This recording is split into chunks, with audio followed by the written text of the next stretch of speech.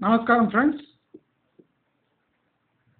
ఇక్కడ చూసినా ఇప్పుడు ఫ్యూచర్ సిటీ అని ఇదే talk. Future city development board, YTDA అంటే యాదాద్రి టెంపుల్ డెవలప్మెంట్ అథారిటీ, ఈ అథారిటీలు, ఈ బోర్డులు రాజకీయ నాయకులకు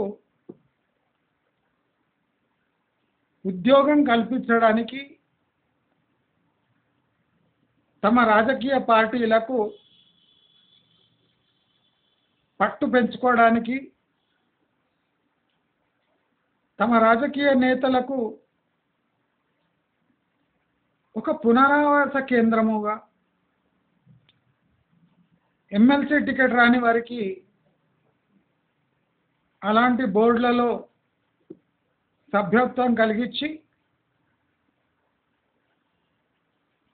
తగు రీతిలో వాళ్ళను అంటే అవకాశాలు కల్పించడానికి ఈ బోర్డులు తప్ప వీళ్లకు ప్రత్యక్షంగా పవర్లు ఏమీ ఉండవు.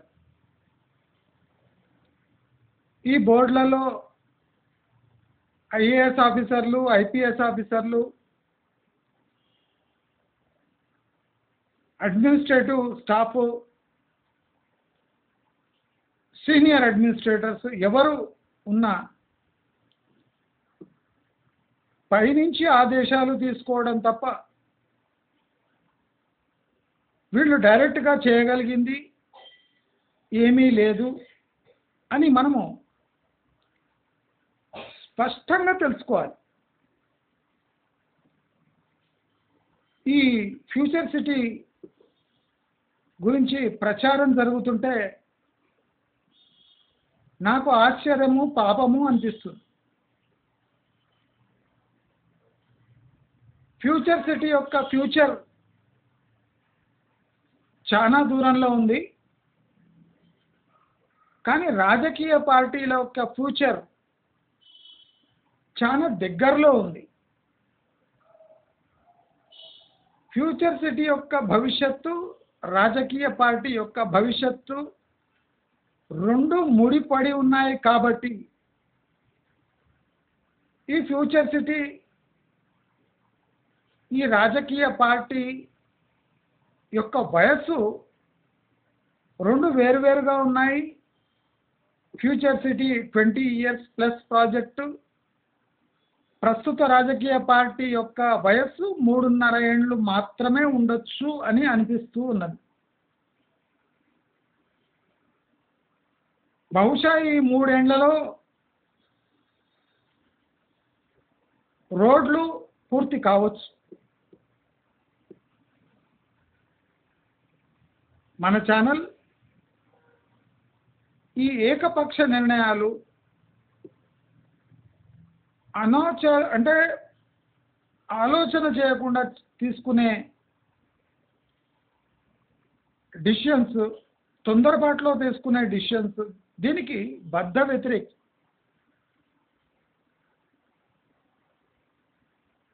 నేను రాజకీయంగా కామెంటరీ చాలా తక్కువ చేస్తాను, కానీ ఏ రాజకీయ పార్టీ అయినా ప్రజాధనాన్ని, ప్రజలకు చెందిన ఆస్తిని దుర్వినియోగం చేస్తే దానిపై నేను ఫస్ట్గా స్పందిస్తా. నేను అందుకోసం మూసీ ప్రక్షాళన చేయొద్దు అని క్లియర్ కట్గా కాంగ్రెస్ గవర్నమెంట్కి హెచ్చరిక పంపించాను. ఈ మూసీ ప్రక్షాళన వల్ల మీకు జరిగేది ఏమీ లేదు, నయా పైసా లాభం లేదు, కానీ పూర్తిగా నష్టము. దీనిపై ఎంక్వైరీలు, ఇది ప్రాజెక్టులు మధ్యలో ఆగిపోయే ఛాన్సెస్ ఉన్నాయి. దీనివల్ల కరప్షన్ ఛార్జెస్ వచ్చేసి అసలు మీరు ఈ మూసీ ప్రక్షాళన చేసిన ఆనందం మీకు మిగలదు అని నేను ఎన్నో వీడియోల్లో కాంగ్రెస్ గవర్నమెంట్ని హెచ్చరించాను. ఇది వాళ్ళ మంచి కోసమని చెప్తున్నా.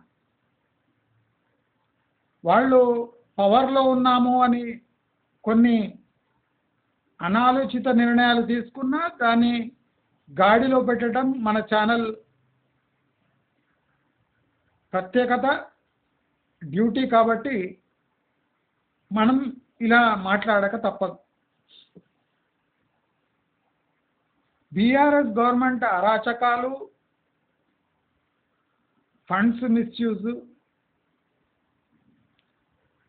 రాజకీయ పరమైన తప్పిదాలు, నియంతృత్వ పాలన, ఇవన్నీ చూసిన మనము కాంగ్రెస్ పార్టీని ఒక బ్రీతింగ్ స్పేస్ ఇవ్వాలి. అంటే వాళ్ళు సెటిల్ కావడానికి కొద్దిగా స్పేస్ ఇవ్వాలి. ఇప్పుడు జరుగుతున్న పరిణామాలు మొత్తంగా వాళ్ళ చేతిలో లేనట్టే ఉన్నాయి. అంటే గత ప్రభుత్వాలు చేసిన నేరాలకు వీళ్ళు శిక్ష అనుభవించి పాలన సాగించాలి. అంటే ఇప్పుడు మనము తప్పు పట్టవచ్చు, కానీ పరిష్కారాలు మనం చూపలేము. ప్రస్తుతానికి అప్పులు తీర్చడం చాలా ముఖ్యం. అదే కాకుండా జీతభత్యాలు చెల్లించడం అనివార్యం. పాపులర్ స్కీమ్స్ అది పొలిటికల్ రిస్క్. కాబట్టి ప్రస్తుత గవర్నమెంట్కి కొద్దిగా బ్రీదింగ్ స్పేస్ ఇచ్చి మనము కొంతకాలం ఆగగలిగితే తెలంగాణకు ఎంతో మంచిది అని నా సూచన. అంటే వీళ్ళు రాజకీయంగా ఏమైనా చేయొచ్చు అని అర్థం కాదు. వాళ్ళు ఏం చేసినా తప్పుడు పని చేసినప్పుడు తప్పకుండా విమర్శించడం మన డ్యూటీ. ఆ డ్యూటీలో భాగంగా ఇవాళ మనము ఈ ఫ్యూచర్ సిటీ సక్సెస్ ఎందుకు కాదు, మనం నిన్న ఈ హైదరాబాదు రెండో రాజధాని ఎందుకు కాకూడదు అనే ఒక పాయింట్ పై డిస్కస్ చేస్తాము. ఇవాళ ఫ్యూచర్ సిటీ ఎందుకు కాకూడదు. ఫ్యూచర్ సిటీ వల్ల అనర్థాలే కానీ రాజకీయంగా, సామాజికంగా, భౌగోళికంగా చాలా నష్టాలు జరుగుతాయి. ప్రభుత్వము చేయూత అందించి, ప్రభుత్వము ఎంప్లాయ్మెంట్ క్రియేట్ చేసి, ప్రభుత్వము ఇన్ఫ్రాస్ట్రక్చర్ క్రియేట్ చేసే పని మాత్రమే చేపట్టాలి. ప్రభుత్వము ఒక సిటీ యొక్క దశ దిశ నిర్ధారించకూడదు. వాళ్లకు ఆ హక్కు లేదు. ఎందుకు లేదు అని మనం ఆలోచిస్తే, ప్రజలు తమ ఓటు హక్కును రాష్ట్రమంతటా, హైదరాబాద్ అంతటా వినియోగించి ఒక పార్టీని గెలిపిస్తే ఏ ఏరియాలో ఉన్న ప్రజలను కూడా అన్యాయం కాకుండా చూసుకునే బాధ్యత ప్రభుత్వానిదే. కాబట్టి ఇలా ఒంటెద్దు పోకడలతో ఒక డైరెక్షన్లో నేను ఫ్యూచర్ సిటీ కట్టాను అనడము రాజకీయ అవివేకము. దీంట్లో ఏ సందేహము లేదు. కాంగ్రెస్ పార్టీ వాళ్ళు ఇది ఫస్ట్ తెలుసుకోవాలి. మూసీ ప్రక్షాళన ఎలా అవివేక చర్యను, ఫ్యూచర్ సిటీ కూడా ఒక అవివేక చర్యని.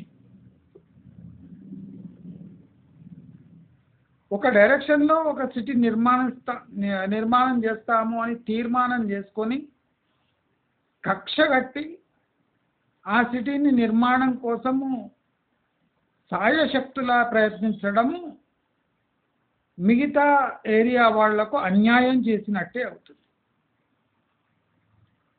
ప్రభుత్వము పక్షపాతము చేయరాదు. అది సహజ ప్రకృతి సూత్రాలకు అంటే విరుద్ధంగా ఉంటుంది, రాజకీయ సూత్రాలను కూడా అది దెబ్బతీస్తుంది. రాజకీయ భవిష్యత్తు చాలా కాంప్లికేటెడ్గా మారుతుంది. అసలు ఈ ఫ్యూచర్ సిటీ మన ఛానల్ చెప్పినట్టు ప్లాన్ చేసింటే రేవంత్ రెడ్డికి చెడ్డ పేరు రాకుండా సహజ సిద్ధంగా హెచ్ఎండిఏ RRR వరకు ఏ అనౌన్స్మెంట్ చేశారో అది సార్థకము అయ్యేది. అంటే ఇప్పుడు కాదు అని అర్థం. ఎందుకు కాదు గమనించాలి. ఎందుకు కాదు? హెచ్ఎండిఏ పరిధి విస్తరణ గురించి మనము చాలా క్లియర్గా మన వీడియోల్లో మనం మాట్లాడుకున్నాం. హెచ్ఎండిఏ పరిధి విస్తీర్ణము అవివేకము. మీరు అనుకున్నంత మాత్రాన రూరల్ ఏరియాస్ ఆటోమేటిక్గా మున్సిపాలిటీగా మారిపోయి దాని ధరలు మూడింతలు పెరిగి అర్బనైజేషన్ వచ్చి మీకు ట్యాక్సులు కట్టి ఇవన్నీ కాని పనులు. ప్రకృతి సిద్ధంగా సహజ సిద్ధంగా ఏరియాలు పెరిగితే దృఢంగా బలంగా విత్ లాజిక్ పెరిగి అక్కడున్న భూములు కొన్న వాళ్లకు భూములు ఉన్న వాళ్లకు న్యాయం చేసిన వాళ్ళు అవుతారు. కానీ ఫ్యూచర్ సిటీ ఒక బయాస్డ్ సిటీగా మారబోతుంది. మీకు ఆ ఫ్యూచర్ సిటీ దిక్కు ఎందుకు మక్కువ? దీనికి రాజకీయ కారణాలు, ఫైనాన్షియల్ కారణాలు, భౌగోళిక కారణాలు, భూత భవిష్యత్ ప్రణాళికలు ఇవన్నీ ప్రశ్నించదగ్గ విషయాలు. కాబట్టి ఈ ఫ్యూచర్ సిటీ మీరు ఒంటెద్దు పోకడతో ఒక డైరెక్షన్ని చూస్ చేసుకొని అక్కడ గవర్నమెంట్ ల్యాండ్స్ ఉన్నాయని ఇక్కడనే నేను ఫ్యూచర్ సిటీ నిర్మిస్తా అనేది అది ఒక టైప్ చూస్తే ఇది రాచరిక డిసిషన్. రాచరిక పాలనలో ఇలాంటి అనౌన్స్మెంట్స్ ఉంటాయి. కానీ ప్రజలతో ఎన్నుకోబడిన ప్రభుత్వము కాబట్టి ప్రజల సెంటిమెంటు వాళ్ళ భవిష్యత్తుతో చెలగాటమాడటము అంత మంచిది కాదు.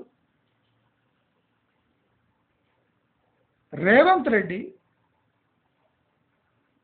ఈ ఫ్యూచర్ సిటీ అనే కాన్సెప్ట్ని ఒక 3 భాగాలుగా విభజించి east future city, south future city, east future city అని తీసింటే చాలా బాగుంది. ఎందుకంటే west Hyderabad is already saturated. ఇప్పుడు అక్కడ ఫ్యూచర్ సిటీ తీసినా లాభం లేదు, మళ్ళీ ఫ్యూచర్ అటుదిక్కే గ్రోత్ ఉంటుంది. కానీ ఈ మూడిట్లో గ్రోత్ ఉండదు. ఈ 3 ఏరియాలు డెవలప్ కావాలి అంటే నేను చెప్పినట్టు future city south, future city east and future city north, లేదా నార్త్లో 2 ఫ్యూచర్ సిటీలు మినీ ఫ్యూచర్ సిటీస్, ఈస్ట్లో 2, సౌత్లో 2, అంటే సౌత్ ఈస్ట్ భాగంలో 2, ఒక 5,000 ఎకరాలు, 4,000 ఎకరాలు, 3,000 ఎకరాలు ఇలా ఆల్ అరౌండ్ హైదరాబాద్లో, లేదా సంగారెడ్డి దాటి ఇంకో కొత్త ఫ్యూచర్ సిటీ అలా అనౌన్స్ చేసిన అంటే 2,000-3,000 ఎకరాలు డిపెండింగ్ ఆన్ అక్కడ population density plus development index చూసుకొని ఆల్ ఓవర్ హైదరాబాదు మీరు ఫార్మా హబ్స్, ఫార్మా విలేజెస్ ఇలా నెలకొల్పుతాను అనే ఒక మరిచిపోయిన ప్లాన్ వేశారు. రేవంత్ రెడ్డి వచ్చినప్పుడు pharma villages all over Hyderabad పెడతాను. ఇప్పుడు ఫ్యూచర్ సిటీకే పరిమితం, అంటే ఫార్మా సిటీలోనే పరిమితం అయిపోయింది. ఎందుకయింది? ఎందుకంటే ఎవరు ఫార్మా విలేజెస్ కూడా యాక్సెప్ట్ చేయరు, కొట్లాటలు అయితే. ఇప్పుడు లగచర్ల ఘటన ఒక ఎథనాల్ ఫ్యాక్టరీ పెడతానంటేనే ఇంత ఘటన అయినప్పుడు ఫార్మా సిటీ ఫార్మా విలేజెస్కి ప్రజలు ససేమిరా అనే ఛాన్స్ ఉందని ఇప్పుడు ఆ విషయమే ఎత్తుతలేరు. మీరు ఫార్మా సిటీ ఫార్మా విలేజెస్ని ఎలా ఈజీగా మర్చిపోగలిగారో అలాగే ప్రజలు మీ ఫ్యూచర్ సిటీని కూడా అంతే ఇంట్రెస్ట్తో చూస్తున్నారు. మీరు ఫ్యూచర్ సిటీ గురించి ఆలోచిస్తే అక్కడ లోకల్ లేఅవుట్లు వేసిన వాళ్ళు కానివ్వండి, అక్కడ అగ్రికల్చర్ బిడ్స్ ఉన్న వాళ్ళు కానివ్వండి కొద్దిగా సానుకూలంగా స్పందిస్తున్నారు. కానీ